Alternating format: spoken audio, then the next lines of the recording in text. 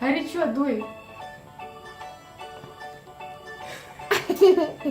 Дуй.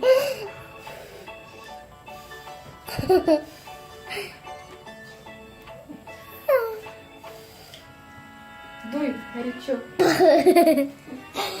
Снял фильм? Да, Горячо, так надо. целую комедию. Я тоже хочу посмотреть. Да? Ты мне расскажешь, что ты сегодня будешь кушать?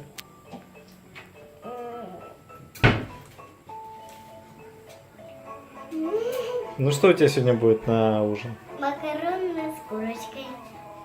Ну расскажи, кто их приготовил? Мама. Мама?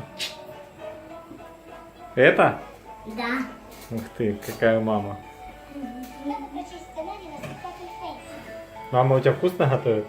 Да. Ну расскажи, что это за курочка? Это ножка такая? Да. А в чем она приготовлена? Не знаю. Не знаю.